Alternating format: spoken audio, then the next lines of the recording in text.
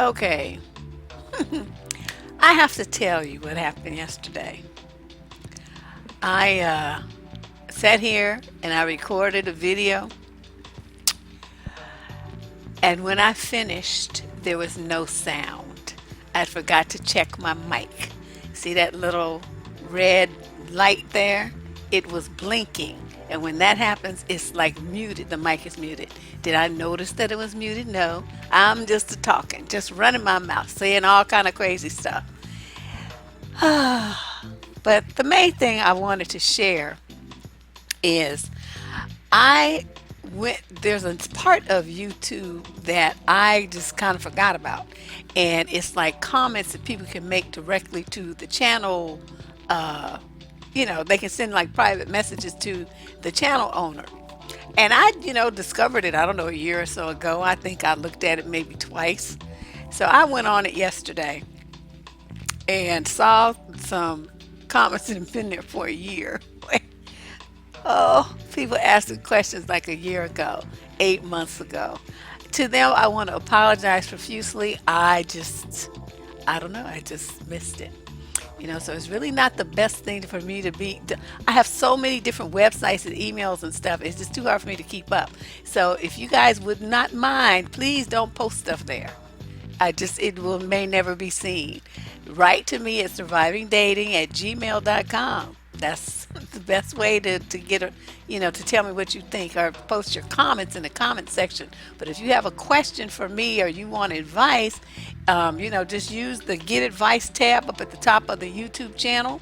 It'll take you directly to the submission form on Surviving Dating, and it has releases in it, and it has information to ask you some questions like your age group, your gender, some stuff like that I need. But the main thing I need is that release, so that you and I are both protected, because it tells you how I do things on this channel.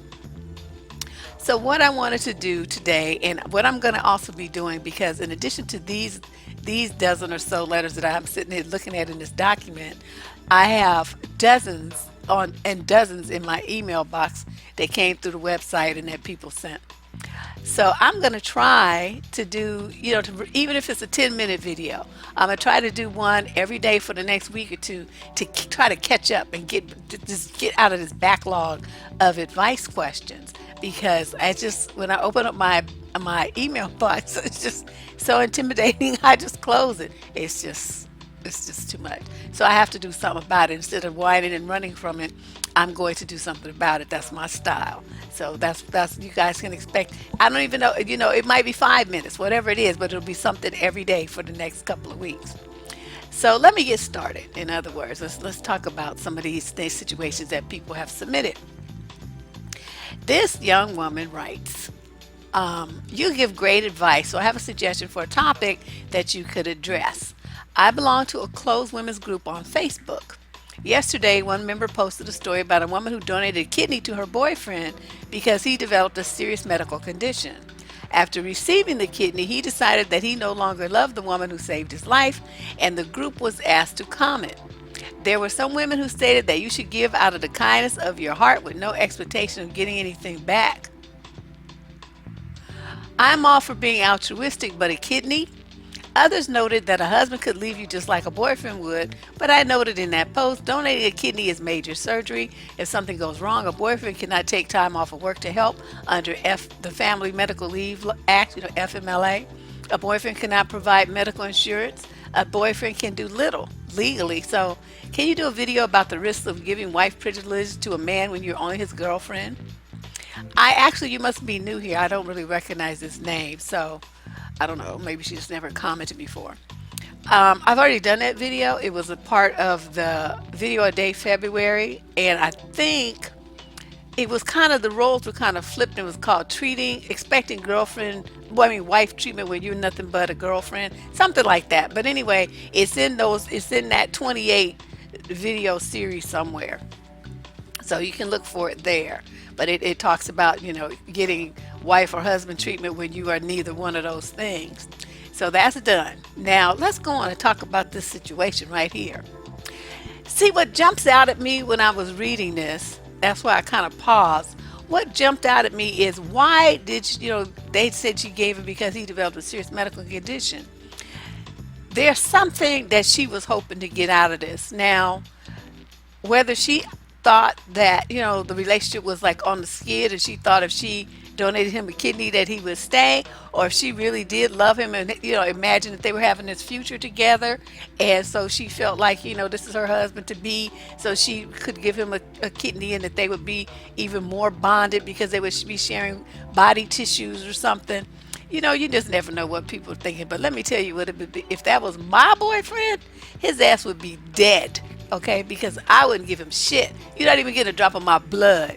And it's like, you just a boyfriend. What the fuck? I mean, what you want from me? And that's something, that's a role that somebody in his family should have played. Because now she only got one kidney. Please wonder what would happen if something happens to that one kidney and you need a transplant. What you gonna do? See, you done fucked up, girlfriend. You done fucked up big time. You don't never give a man, some dude you just screwing. That's all a boyfriend is. You know what I mean? That's essentially what they are. The one person that you've decided you're going to set aside all your screwing time for. That's what a boyfriend is. So you did some serious mixing up here with husband privileges or brother privileges or daddy privileges or son privileges, and you mixed them all with this boyfriend. That is a mistake. I would never advise anyone to do that. I don't give a fuck how much you imagine your ass is in love with some motherfucker. You don't give him your body parts. Now, my own motto is whatever I came here with, I'm leaving with it. So that's how I feel. So this would never happen if it were me. I cannot advise that any woman do anything even remotely like this. And I'm just really shocked that she went through such extremes to to try to connect excuse me, connect to this guy. Hold on. My throat's getting dry. I had to have a sip of my California wine water. All right, so let's move on to another one. Now this, I don't know if this is a male or a female. I'm gonna imagine that it's a woman. Okay, found you about a month ago and absolutely love your content. Thanks for all you do. And plus, I always get a serious laugh listening to you. Will you please consider doing a video on black women who just has to say out of her mouth, I prefer black men, but I will date other men? How does this sound to non-black men if she and others are now opening up their options to date out? Also, it gives too much endorsement and ego stroking to black men who do not deserve it. How about I prefer the man that wants me, treats me good, provides, laughs with me, etc. Because she can always go get Pookie or Ray Ray if she just want to have a black man. Okay, there's a lot here to unpack, my favorite phrase. First of all, my sisters, y'all want to get on this swirling train. Don't you dare say no ignorant ass shit like this out of your mouth. Okay, you don't say what you prefer and somebody staring you in the face that's not that. Okay, that would be like you standing in some man's face and your ass weighs 250 and he's like, well, I prefer slim, trim, in shape women, but I will date others. Okay, how would you feel? Or here you are, you're a dark-skinned woman, right? Well, I prefer light-skinned women, but I will, date others. Or, you're a extremely tall woman, right? You're so conscious about your height. 5'9", 10, 6 feet something.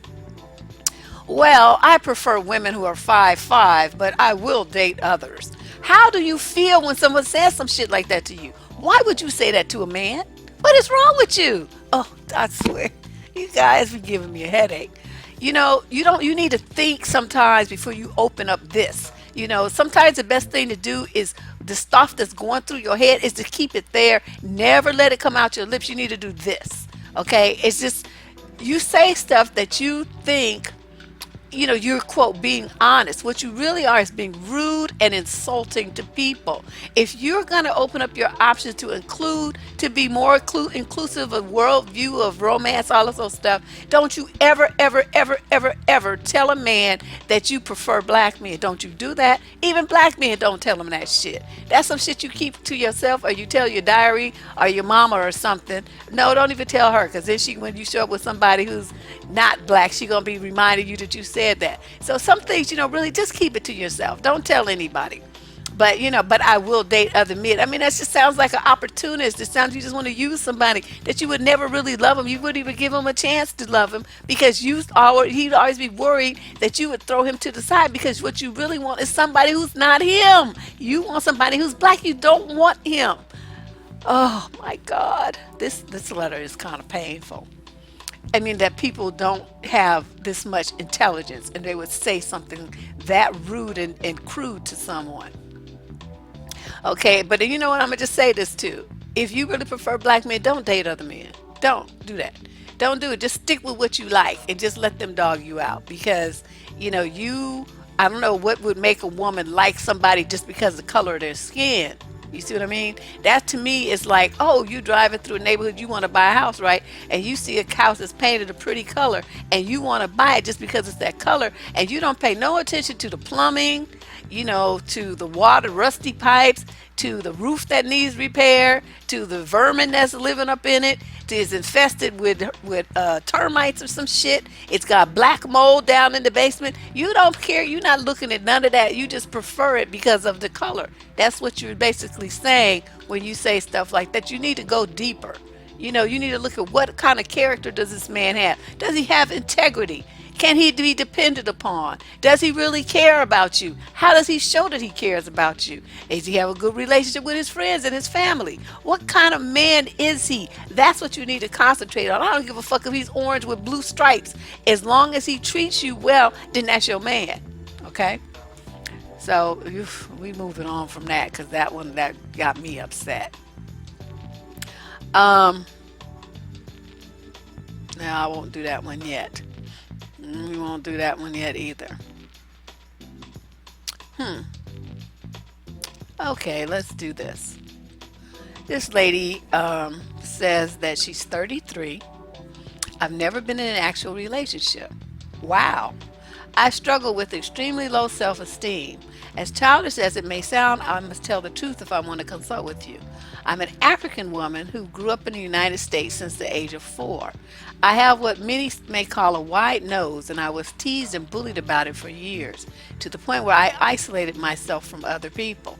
I have a voluptuous body and believe that that's all men will want me for. I'm still a virgin to this day because of my low self-esteem. I never take pictures, and I have no social media account because I don't want to see blown up pictures of myself.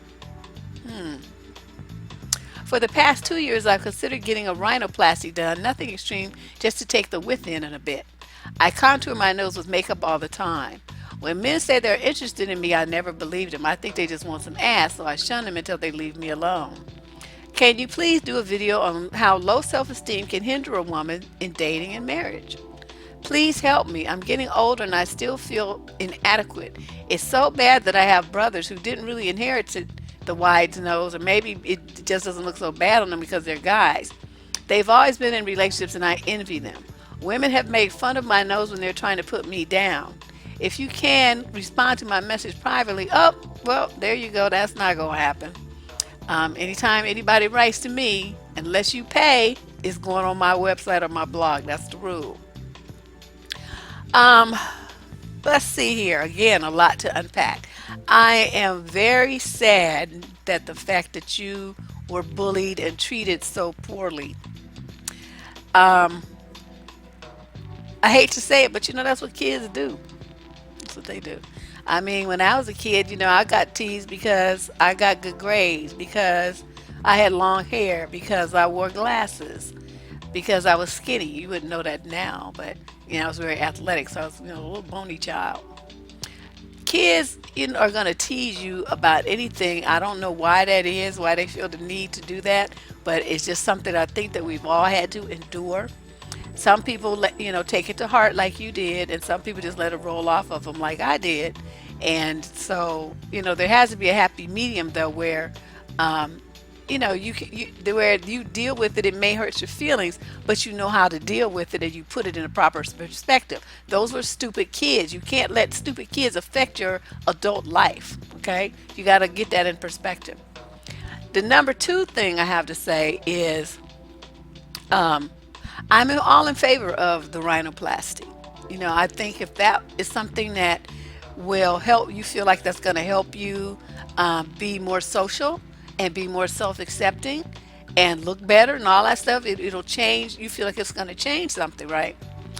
But I have to caution you because sometimes we think that our problem is this one thing, right? We have this, a scar, or we have, I don't know, something wrong, the nose thing, or our lips are too big, or, whatever it is, people, boobs too small, or, whatever it is, women love to pick themselves apart. So you go and you get that thing fixed, right? Sometimes what happens is, okay, now that that's fixed, you start focusing on something else that you feel is a fault. And so you continue to dog yourself out. You continue to have low self esteem, and you just transfer all those negative feelings that you had about yourself to focus on this other thing that really didn't get much attention because you were focusing on, in your case, the nose. So, what I would suggest is before you get that, what you call a rhinoplasty, because I'm all in favor of that, but I want you to do something first. There is, I don't remember the website URL, but there's an association of black psychologists. You need to go on that website or call them up the association and ask for a referral of an African American or African or whatever, somebody black in your area that you can see. Only that person will understand where you're coming from. Okay, they're going to understand what you've endured. They will also be able to help you come to grips with your past, accepting your present, and embracing your future. Because even though you think that this will solve all your problems, like I said, sometimes it reveals other issues that were really hidden by your focus on your nose. You see what I mean? So you're going to need some assistance through all of this to come to, accept what happened in the past, put it in some kind of perspective, how you feel about yourself right now, put that in some kind of perspective, do something to change it if you don't want to die a virgin, and then, to get your mind wrapped around the possible changes and stresses, new stresses that you're going to have once you fix this, because you're going to look different. So people are going to be attracted to you. In these days, women are just as attracted to women with a voluptuous body as men are. So, don't think that that's all they want you for. But if you're an attractive woman, that's what men look at. I mean, that's what they see first is, what you look at. I don't know your name. I don't know nothing else. So, you could very well be shunning them because of how you feel about yourself. You feel like I don't look good, so how can you think that I look good? See, that's all. Like I said, you need some couch time to deal with all of these feelings that you have. But that would be my recommendation for you. And, in the meantime, while you're in your therapy, you can investigate some plastic surgeons, get some that know how to handle black skin because you don't want to end up with keloids and all that little stuff. So you want somebody who has experience handling African American skin and, the issues that we have with scarring and stuff that white people don't tend to have. So that's what I recommend for you, and I wish you the best of luck, and I want you to stop, disliking yourself because of your nose. So those are some issues you can, look at. All right. Now, this is interesting. This letter was 1 year ago. This is so embarrassing. But this young lady writes, Miss Cooper, I really enjoy the various topics on your videos. I was given some information by my mom, and I'm not sure how to respond. I'm in my early 40s. I've never been married and I have no children. My mother spoke to me that a certain family associate asked her if I was gay. What? I am heterosexual but not in a relationship at this time. I date interracially, mostly white and Hispanic men, and tend to keep my dating/sex life to myself due to the fact that I know how critical the black community and most black families are towards black women dating out of their race. But they never say anything about black men dating outside of theirs. Okay. I made a promise to myself that unless there's an engagement ring with a wedding date within a few months, I will not bring every guy that I've been involved with to meet my friends and family. This particular family associate feels that due to the fact that I am of a certain age and I do not discuss my dating slash sex life with everyone, that something is wrong with me and or that I am gay. I'm not sure if I should just tell the truth or should I just out tell them to mind their own business. Oh, okay, well, whatever.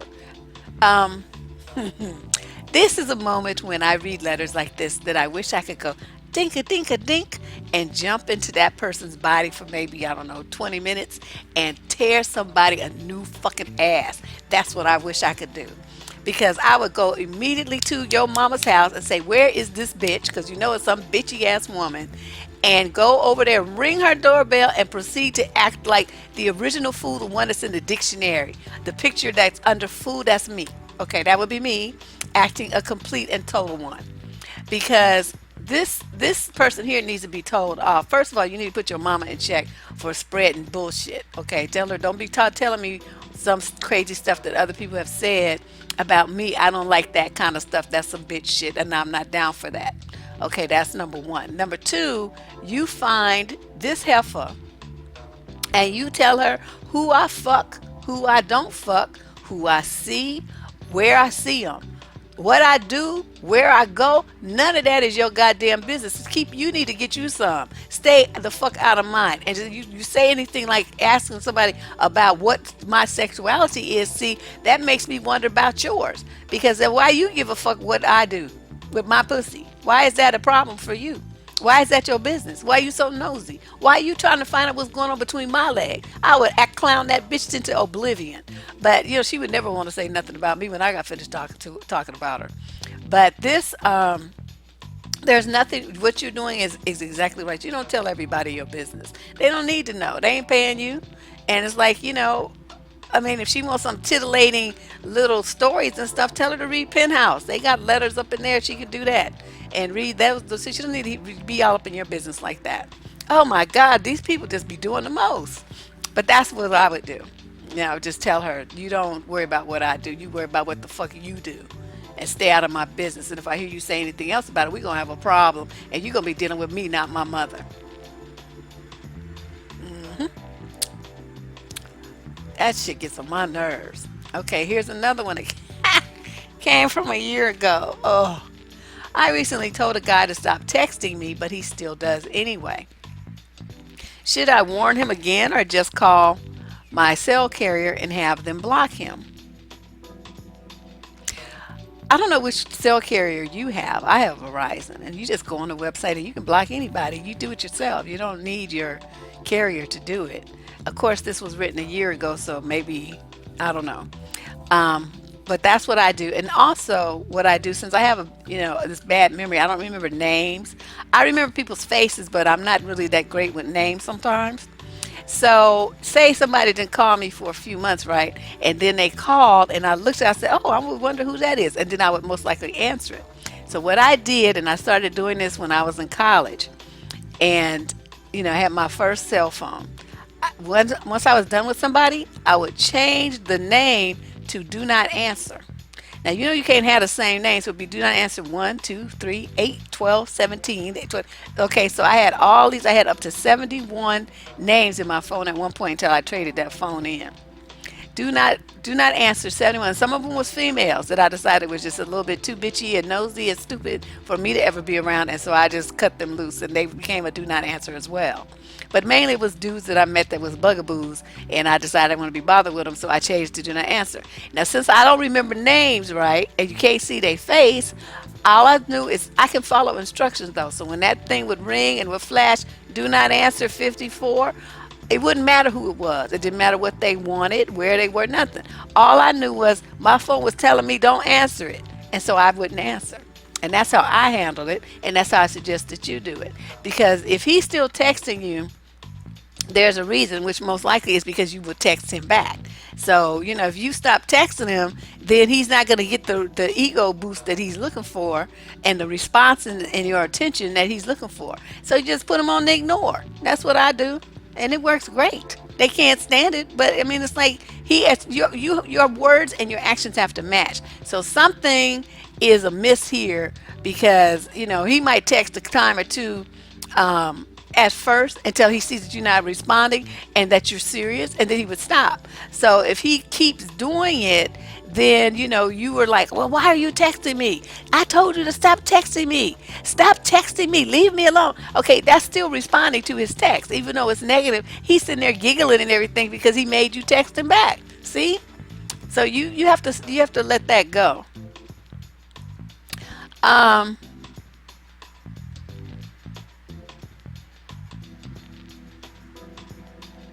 I'm looking at these letters. Huh? What? Oh, okay. Here's a good one. This is another one from a year ago. Oh, so embarrassing. Okay, this young lady writes, I discovered your websites and videos only a month ago. Well, so this was like a month and a year ago. I'm going through exactly what you're describing in your latest video. I wonder which one that was. I'm a professional woman. I'm 32. I make over $100,000 a year.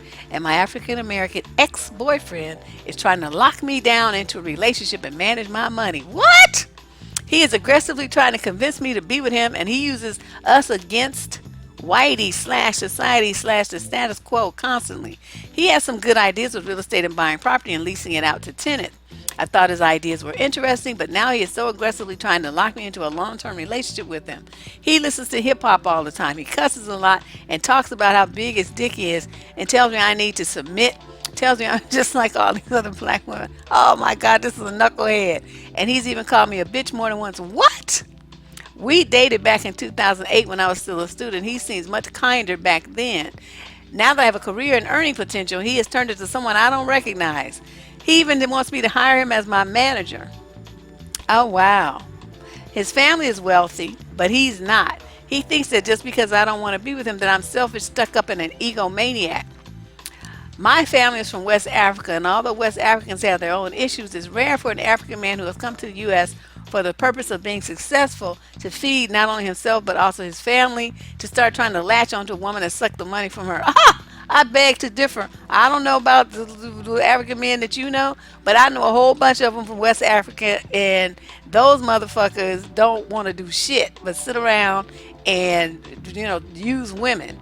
So I that part right there, I can tell you right now that's flatly not true. I know too many sisters that have gotten dogged out by African men, and they come from all over. But yeah, just no. I don't do accents. That's for that reason. They have an accent, I'm done. It's a wrap. Don't even talk to me. So then she continues, because life is a struggle in many parts of Africa. When they come here, they are here to be serious and to try to make it. They're not in America to waste time. No, they're in America to get over. My ex-boyfriend is African American, and he seems even crazier than the last time I dated him. He asked me for money, for Jordans, for $200 jeans, for an Xbox, and even wants $500 a month from me to pay him for his creative ideas concerning buying properties and real estate. Even as I write this, I can't believe how he is behaving. Most men that I've dated were never so selfish. It's really crazy how true your videos and lectures are. Wow. Wow. Okay. Let's see here. Where should we start? Okay. Number one, when he called you a bitch the first time, that's where your relationship with him should have ended. See, but y'all want to be, quote, be nice. So you keep talking to the motherfucker. When a man uses profanity and calls you a name like that, girlfriends, all you all listening to me right now, immediately cut him off. He's showing you totally no respect.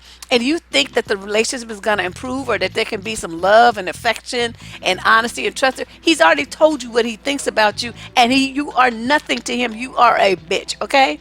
So I don't know what you guys be thinking about, what you be magically hoping is going to like be a transformer or so. I don't know what you be thinking. But a man who calls you a name, a bitch, a cow, a heifer, anything derisive at all, just the relationship, whatever it was he was want to call it, is over.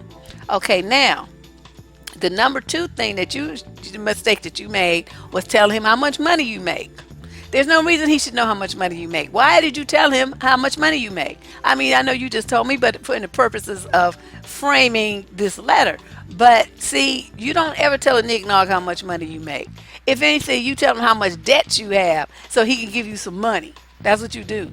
You don't be telling him what you got, because see, the next thing you know, then they gonna want, they want to use your credit. They want you to co-sign for some shit. They want you to become an investor in some shit with that he's some scheme he done cooked up, and he's gonna be hard for you to say no, I don't have the money, because you already told him how much money you make. See, you shoot yourself in the foot. You don't talk about what you got. You don't talk about what you own, what you bought, your bling, your investments, your retirement, your property that you own. He don't need to know. He's not married to you. He ain't even your man. Oh my God, what do you guys be thinking? This is just disturbing to me. Okay, the third thing you need to do is understand this. That buying property and flipping it and buying property and fixing it and for income property, that's not a new idea. Maybe it's new for you because you come from West Africa. Maybe they don't do that there. But I can tell you flatly, my family's money came from real estate, doing exactly that kind of thing. My dad started doing that in the 40s, 1940s. Okay, so you coming in here talking about, okay, last year, so that was 2017, like he's just got some brand new idea, some shit. See, he's running a con on you, and he's trying to fleece you out your money. So this is what you need to do. You need to immediately stop all correspondence with him. Block him on your phone, block him on social media. Don't take any calls from him. Don't accept any emails from him, nothing. Cut him off, okay? Whop, cut. Then you need to see an attorney, because run this by an attorney, because you may very well need order of protection, a restraining order against him, because what he's trying to do is run a scam, and that's a crime. You would be the victim, and he's trying to set you up. So what he's doing is using like harassment, coercion, making demands. He's practically a stalker, because he wants your money. He wants control of your resources. Now, a guy in one of the recent videos I did actually made a comment like that, and I talked about it in a video, because he was like, this woman's job to give him her resources so his dreams can come true. And this is the same kind of stuff that this guy is doing, trying to do with you. He wants you to give him so he can make his dreams come true. Now, there are real estate seminars and books, websites, podcasts, webcasts, whatever you want, webinars, all kind of stuff. You can go to the library and get some books. You can order books online from Amazon. Make sure you can do it through my site. Go first to Blacks Going Vegan and click on the Amazon thing, and then order something from Amazon. That way my site gets a cut. But there's no way that this should be going down, that you should be being bothered with this man like this. And if you have to go to court, about this restraining order against him, you should have voicemails. You should have, logs of phone calls, or when he visits you and what he said and stuff like that. Excuse me.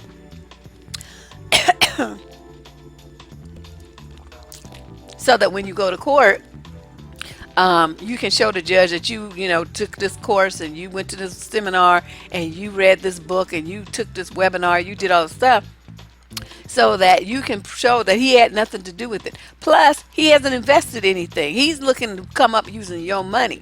And that's something that the judge would be very interested in hearing too. He has no money to invest in any of these ventures he's trying to get you to do. He's trying to use your money and take control of your resources for his benefit. See, that's a con game. That's not right. So that would be my recommendation. You cut him off immediately first. And then second, you head up to and see an attorney about what you can do to legally protect yourself.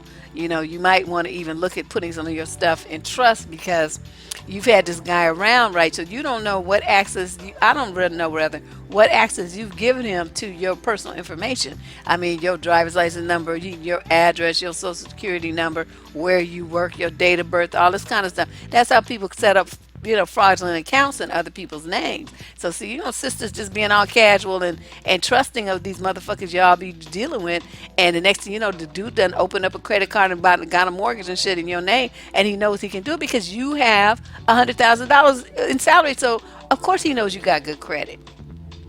Okay, so if anybody was going to get gamed on and fleeced and their identity stolen, it's going to be you. It wouldn't be somebody with no money, food stamps or on Social Security or something. It's going to be somebody like you. So you need to be more cautious with how you run your mouth and the stuff that you share with people, especially with these knickknacks. Oh my God, that is just a terrible situation.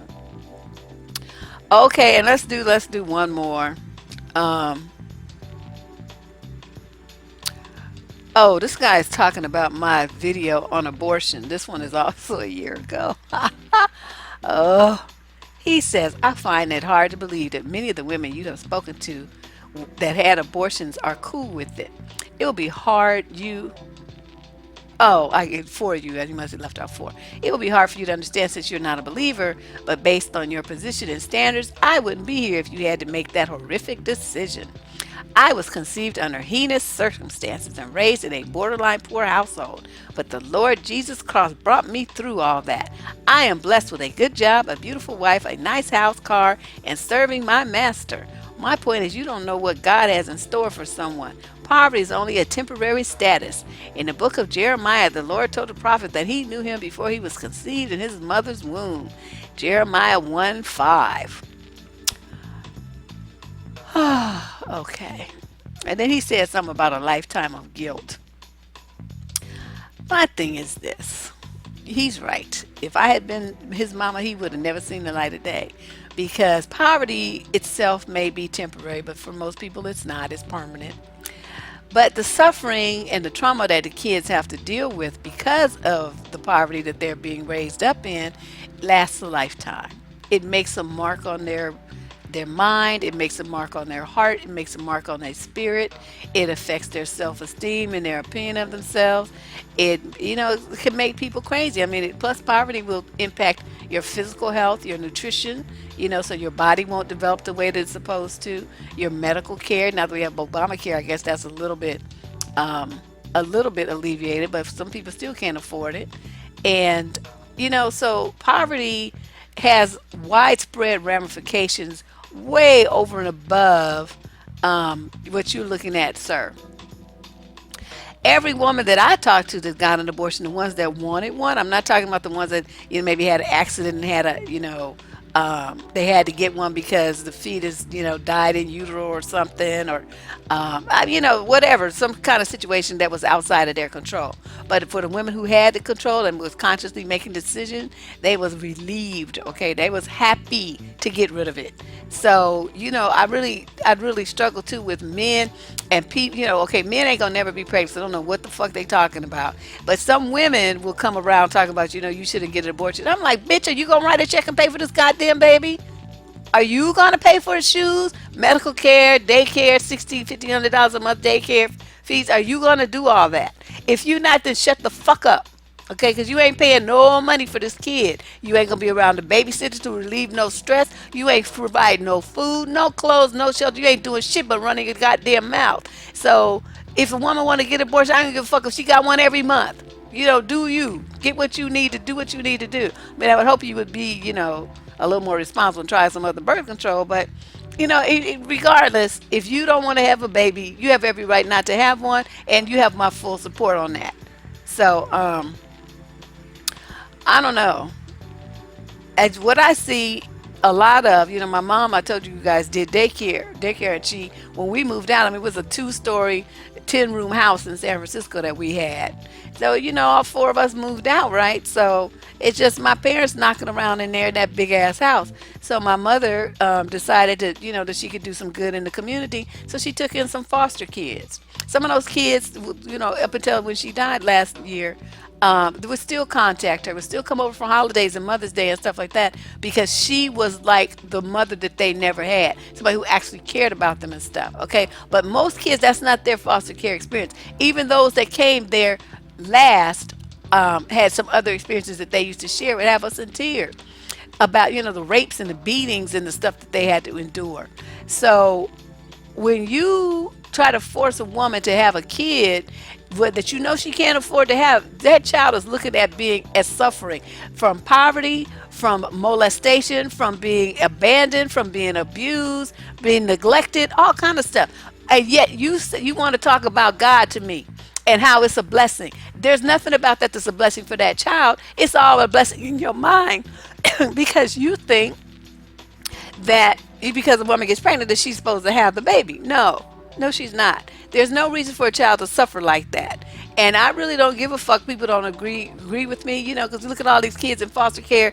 They missing. Nobody knows where the fuck these kids are because they know that nobody, the sex traffickers and pimps and stuff know that nobody cares about them. So these are like what I call throwaway children. Nobody cares about these kids. So they have somebody who pretends to care about them. The kids go in that direction because it's something that they've never experienced. And the next thing you know, they've been advertised on Backpage, locked in rooms and shit, going to truck stops, turning up with all kind of STDs and all kind of nonsense, beaten and killed. Their little bodies showing up in shallow graves and shit. And this is all because you don't want women to get an abortion when they know that there's nothing they can do for that child.